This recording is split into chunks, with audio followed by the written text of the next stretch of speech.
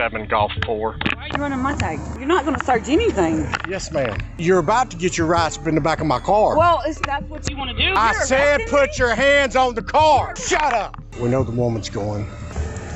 I'm emotionally invested. Can I take her? Excessive force, a family in distress, and a fired cop. Join us as we uncover the shocking truth behind this story of police misconduct and the consequences that followed. Hey, you are watching Know the Law University, and welcome to today's episode, where we will be diving deep into the captivating and concerning case of a police officer who faced both a lawsuit and termination from the force. The story revolves around a seemingly routine traffic stop that quickly spiraled out of control, revealing a pattern of misconduct within the Eastridge Police Department. As we navigate the twists and turns of this story, we will explore the implications it had on the individuals involved and the larger questions it raises about police accountability and public trust. Throughout this episode, we will discuss the key moments that led to the officer's dismissal and the ensuing legal battles faced by the city of Eastridge, as well as the 4 officers involved. But before we begin, make sure to show your support by giving this video a thumbs up, and be sure to subscribe to the channel as well so that you can continue watching such insightful videos regularly. Done?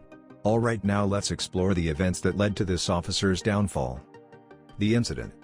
On the day of the incident, officers from the Eastridge Police Department in Tennessee were dispatched to a local shopping center parking lot for a welfare check on a child. They arrived at the scene and found a black Ford Fusion, where Angel and her son Devin were waiting inside the car.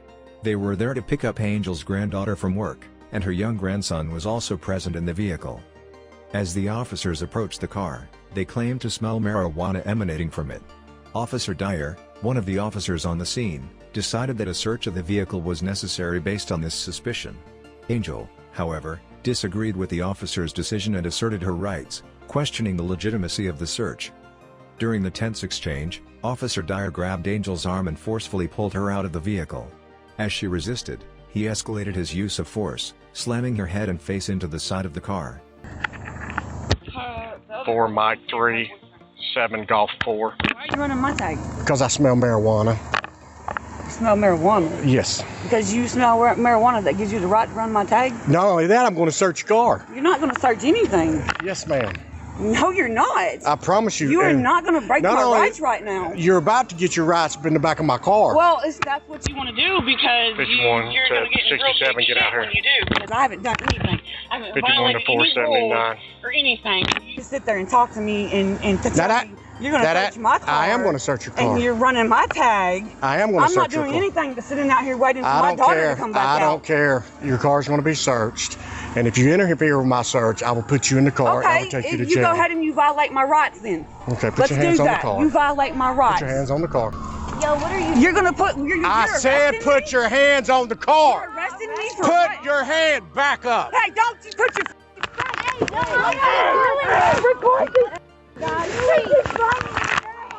Hey, With Angel subdued, the officer proceeded to handcuff her, while Officer Simmons assisted in restraining her. Meanwhile, Devin, who had been recording the interaction on his phone, was also handcuffed by another officer.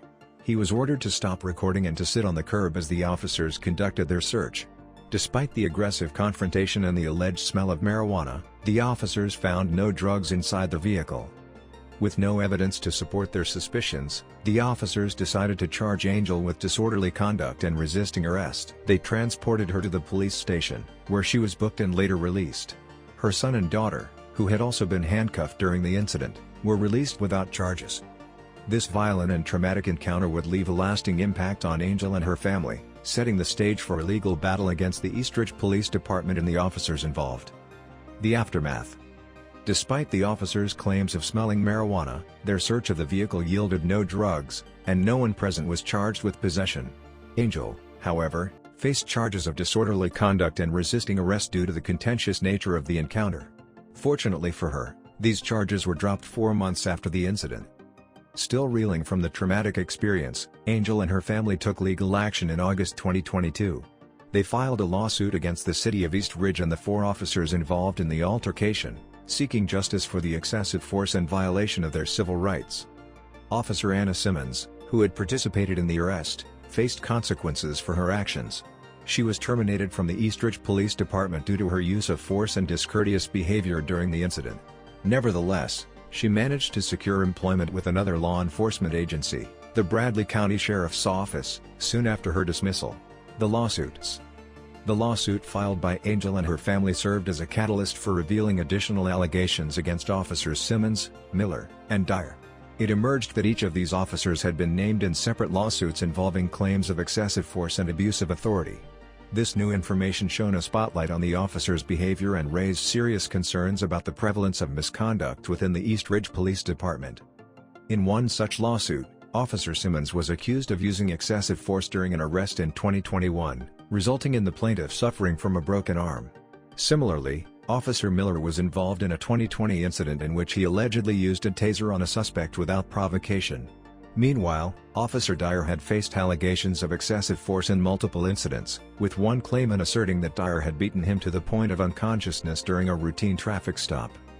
These revelations pointed to a potential pattern of abusive behavior by the officers in question, raising important questions about the internal culture and oversight within the East Ridge Police Department.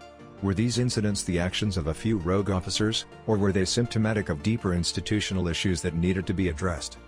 The mounting legal battles and public scrutiny placed increasing pressure on the department to implement reforms and hold its officers accountable for their actions. In response, the East Ridge Police Department faced calls for greater transparency, enhanced training, and improved disciplinary procedures to ensure the protection of citizens' civil rights and the prevention of further instances of misconduct. The lawsuits have underscored the urgent need for systemic change within law enforcement agencies to uphold the principles of justice and maintain public trust. Conclusion. This case serves as a crucial reminder of the importance of knowing your rights and the laws in your state. It also highlights the need for police officers to prioritize de-escalation in their interactions with the public. The story of this cop who got sued and fired serves as a cautionary tale for both law enforcement officers and citizens alike. For officers, it underscores the importance of maintaining professional conduct, respecting civil rights, and using force as a last resort. For citizens, it emphasizes the need to stay informed about their rights and to hold law enforcement accountable when they overstep their bounds. In conclusion, this case is a stark reminder of the consequences that can follow when law enforcement officers abuse their power. It is essential for both officers and citizens to work together to ensure that public trust is maintained, and that justice is served fairly and responsibly. What are your thoughts about this case and the aftermath? Do you think the police officers were given appropriate punishments, or there is a need to do more to prevent such incidents in future? Let us know your thoughts by leaving a comment below. Also, make sure to subscribe to the channel so that you can continue watching such insightful videos based on real-life incidents to learn and know the law in order to be able to protect yourself and your family from any abuse. We'll see you in the next video. Thank you.